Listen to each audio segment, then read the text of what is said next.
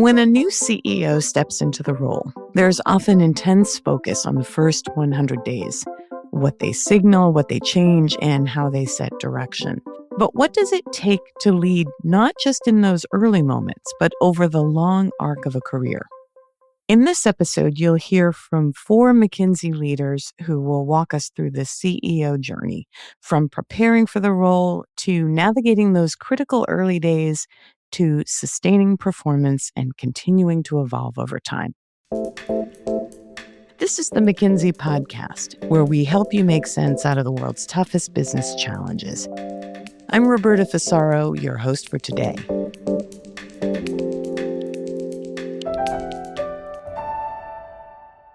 Let's start before day one, before the title, before the spotlight. What distinguishes leaders who actually make it to the CEO role? Here's McKinsey partner Blair Epstein. The people who end up in the CEO chair have done a few things really specifically. They've thought deeply about what's required for the CEO role. And then with ruthless objectivity, they've held up the mirror on their own readiness. And that takes real humility to be able to say, I'm not perfect. And that kind of self-awareness doesn't happen overnight. That then allows them to, over the course of years, not months, not weeks, to round out their profile and move closer and closer to readiness. And even as they prepare for the next role, they can't lose sight of their current one. You cannot get lost in politics. You can't stop delivering the job that you're in today. And the folks who are ultimately successful are the one who are able to hold those different paradoxes and deliver on both those time horizons. And they stay laser focused on what's most important. They are deeply connected to a purpose that is bigger than themselves. They aren't looking to get the job because they want to be the big boss, because they want to be in charge. They tend to look at the CEO role because of the impact it can have. That combination, self-awareness, performance, and purpose, sets the foundation. But even before they step into the role, great CEOs are already building the habits that will matter later on. The leaders were really deliberate about getting feedback, having coaches, finding their kitchen cabinet of truth tellers. Building the support system is important for maintaining the leader's humility and willingness to learn, both of which can help a CEO get off to a fast start.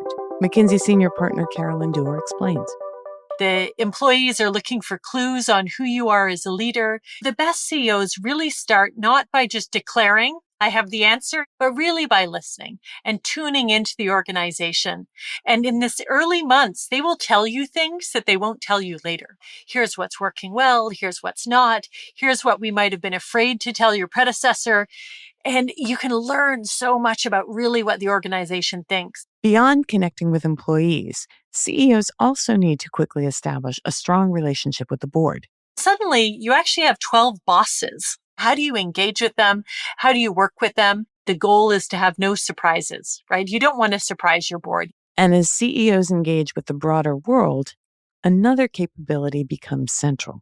You have to be the chief storyteller of the company. That story needs to be clear and consistent. You can't have a laundry list of 13 ideas. It's a short list of ideas. And you need to repeat the story so that you're saying the same thing over and over again. But even CEOs who get off to a strong start face a different kind of challenge over time.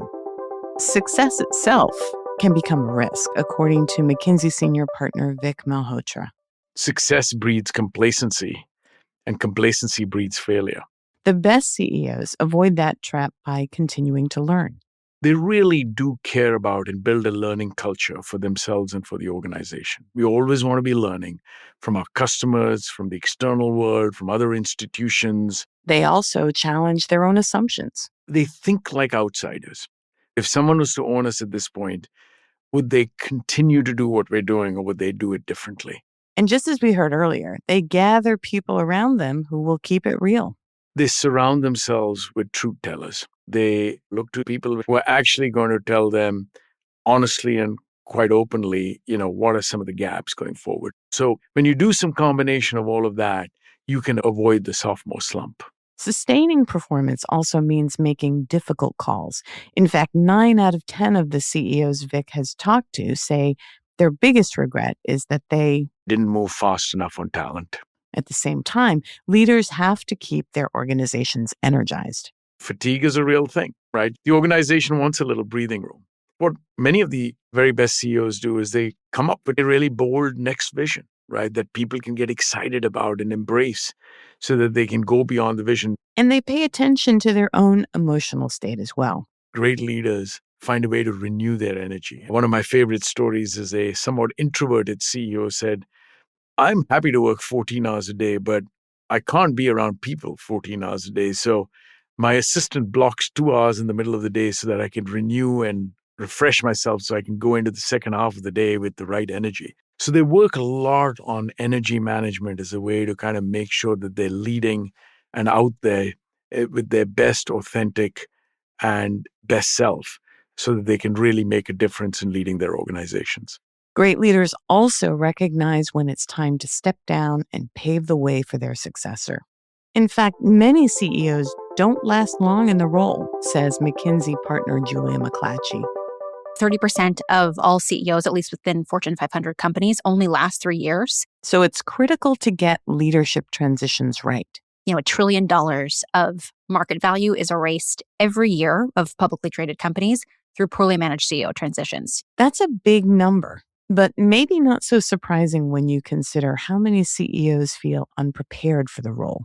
Almost 70% of CEOs say that they were unprepared for the role. I think it just underscores why it's so high stakes because of the fragility of it, really, even though it's funny to say the word fragility when we're talking about, some of the most revered, some of the smartest, most experienced people in the world. But I think nobody's prepared for the CEO role, and that's a bit of the punchline. Julia says there are two major ways to set up a CEO for success. First, early preparation.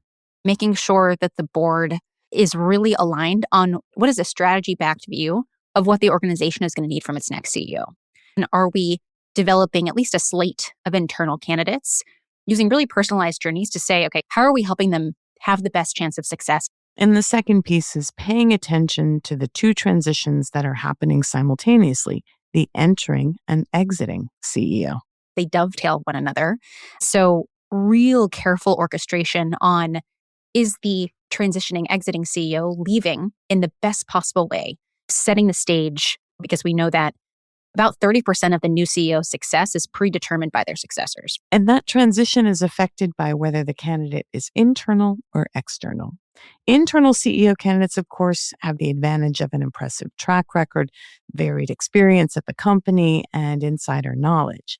The trick for these internal candidates is thinking like an outsider. The toughest thing is being really respectful and honoring what has made the company so successful, and then also charting your own course, which this is complicated when the outgoing CEO steps into the chair role, which is pretty common, but also can be pretty tricky because part of the imperative for a new CEO is being able to say, here's what's going to remain the same and here's what I need to change. Here again is where humility and a willingness to learn can pay off for both the exiting CEO and the new joiner. They recognize that they have not done everything perfectly, right? And they say proactively, let's jointly talk about what I've done and what you've done. And let's have that handover so that not only is it like, am I giving you this opportunity to have a clean break, but the whole organization and all of our stakeholders hear that that's what's happening. For CEOs coming in from outside the organization, it actually might be easier to get candid feedback. So this idea that you should have a really well-designed listening tour that is used to kind of leverage this unfreezing moment, which is just inherent in the fact that a transition is occurring. And so therefore the organization knows there's going to be change. They're expecting change. They're ready for change. And so how do you capitalize on that through your listening tour and ask questions that frankly an insider CEO couldn't ask? Like, what are people not telling me that I need to hear? And of course, it's important to honor the company's legacy at the same time. You really need to be a student of the organization. It doesn't mean you have to carry forward that legacy, but just appreciating it and showing that you care about learning. Across all of these stages, a few themes stand out: self-awareness, adaptability, and continuous learning. Becoming CEO isn't about a single moment.